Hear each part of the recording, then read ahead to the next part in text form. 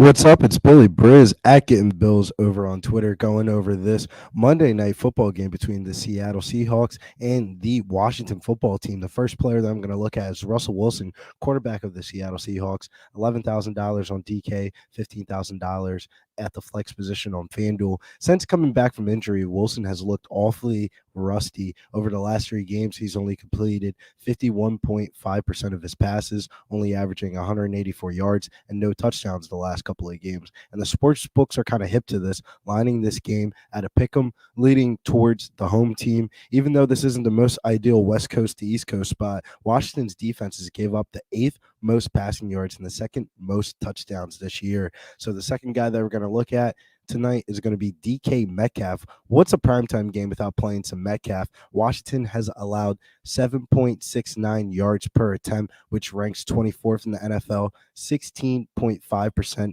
explosive plays, which ranks 26th in the NFL, and 112.1 quarterback rating allowed, which ranks 30th in the NFL. It may be a frustrating sweat till one play, but Metcalf definitely has the upside to smash on this slate.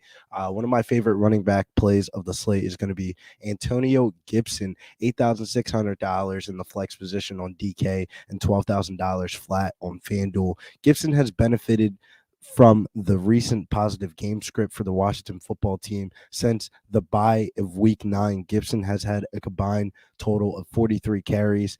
He gets a great matchup. Only the Jets are giving more fantasy points to the RB position than the Seahawks right now. 7 RBs this year have scored 17 plus fantasy points against them. One of my favorite other convictional plays is going to be Alex Collins, $6,600, $11,000 on FanDuel. He struggled the last 4 games, rushing between 35 and 44 yards in each game, but the carries have been there, 10 carries in each of his last 7 games. He's not the most talented player, but the most important part to the Seahawks team behind Russell Wilson. With Seattle losing its last 5 or 6 games, Carroll's definitely going to lean using Alex Collins while the offense is either going to be going up or keeping a lead.